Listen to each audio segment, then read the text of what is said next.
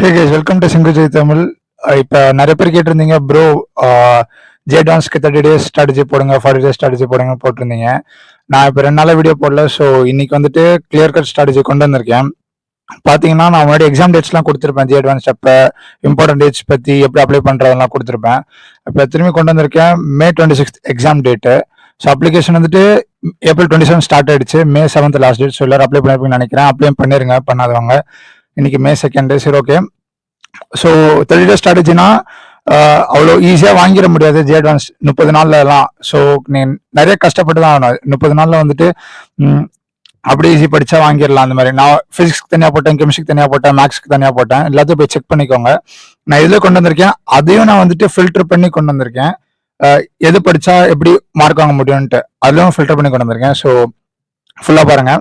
இப்போ 30 days complete concentration pure hard work நாங்கள் எழுதியிருக்கேன். பார்த்தீங்கன்னா கஷ்டப்பட்டால் தான் வாங்க முடியும். ஏன்னா அது அவ்வளோ ஈஸியான பேப்பர்லாம் கிடையாது. 2 பேப்பர் இருக்கும். 6 hours நம்ம எக்ஸாமில் உட்காந்து இருக்கணும். உங்களுக்கு அப்படியே ஈஸியாக இல்லை சம்மு வந்துடுற மாதிரிலாம் அப்படிலாம் இருக்காது. கஷ்டமாக தான் இருக்கும். நெக்ஸ்ட் வருஷம் பேப்பர் மார்க் மாறும், கட் ஆஃப் மாறும், ஸ்டூடெண்ட்ஸோட ரியாக்ஷன்ஸ் அந்த மாதிரி போடுவேன். இப்போ பார்த்தீங்கன்னா நான் இப்போ எழுதிருக்க பாருங்க.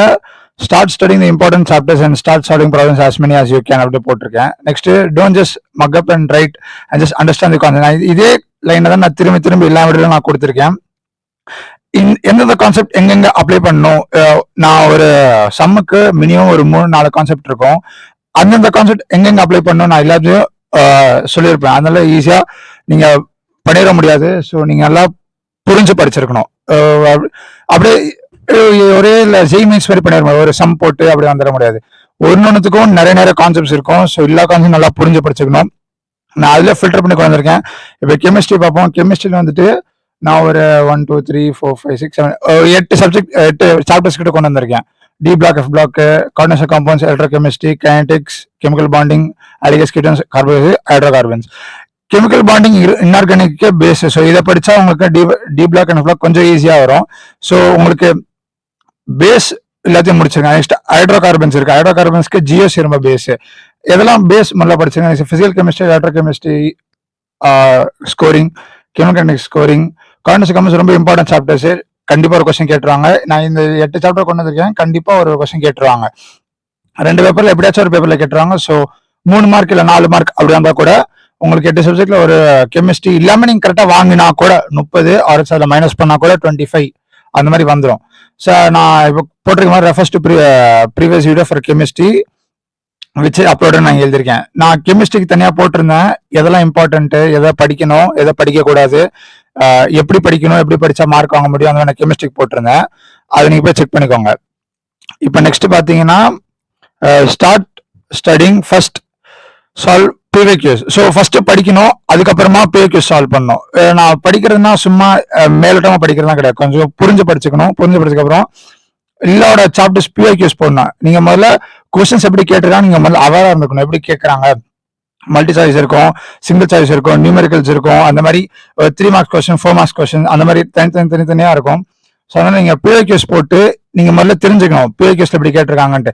எந்த சாப்டர்ஸ் மோரா கேட்டிருக்காங்க அதை கூட தெரிஞ்சிருக்கணும். ஸோ பிஓக்யூஸ் போயிட்டு அவேரா இருந்துக்கோங்க. அதுக்கப்புறமா பிஓக்யூஸ் ஒரு 15 இயர்ஸ் பிஓக்யூஸ் போட்டு அப்பதான் உங்களுக்கு ஒரு தெரிஞ்சிருக்கும் எப்படி வந்திருக்கும்ட்டு. அதுக்கப்புறமா தான் நீங்க அதர் புக்ஸ் சால்வ் பண்ணணும்.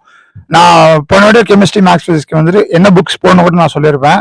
நீங்க முதல்ல பிஓக்யூஸ் போடுங்க, அதுக்கப்புறம் புக்ஸ்க்கு போங்க. அதுக்காக தான் நான் இந்த வீடியோ போட்டு வந்திருக்கேன். Next revise concept and get clearly understanding போட்டேன். இப்போ ஒரு பிஓக்யூஸ் உங்களுக்கு தெரியல, நீங்க படிச்சுட்டு பிஓக்யூஸ் போடுறீங்க, பிஓக்யூஸ் உங்களுக்கு தெரியலன்னா அந்த கான்செப்டை கிளியர் பண்ணிக்கோங்க. கிளியர் பண்ணதுக்கு அப்புறமா அதை அண்டர்ஸ்டாண்ட் பண்ணிட்டு அதுக்கப்புறமா போங்க.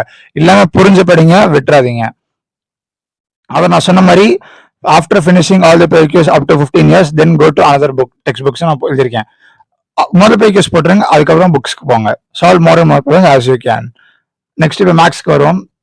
Probability, matrices, determinants, areas, sequence and series, 3D geometry, vectors. இது 2 3D ஜியோமெட்ரி, வெக்டர்ஸ் கண்டிப்பா மினிமம் 2-3 கேட்டுருவாங்க.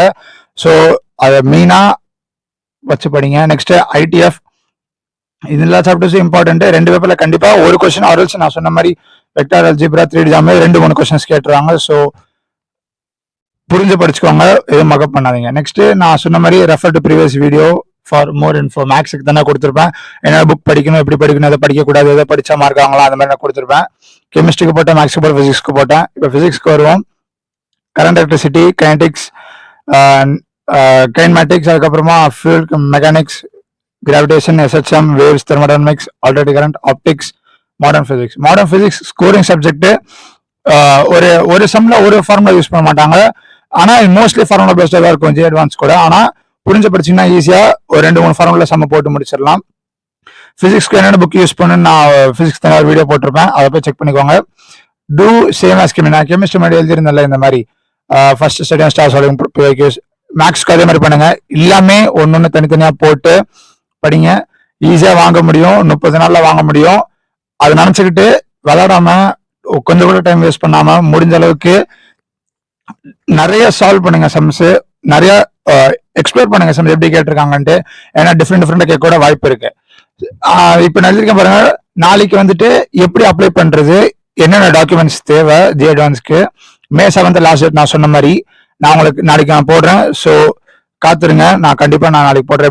எப்படி அப்ளை பண்ணணும், எதெல்லாம் தேவை, எதெல்லாம் தேவையில்லை, அந்த மாதிரி நான் சொன்ன மாதிரி பிசிக்ஸ், கெமிஸ்ட்ரி, மேக்ஸ்க்கு இந்த சப்ஜெக்ட்ஸ் போடுங்க. இந்த சாப்டர்ஸ் படிச்சுட்டு இந்த பிவிக்யூஸ் போட்டு இப்படி ஈஸியா மார்க் வாங்கலாம். 30 நாள்ல வாங்க முடியும். அது நீங்க ஒழுங்கா டைம் வேஸ்ட் பண்ணாம ஒர்க் பண்ணா மட்டும்தான். All the best.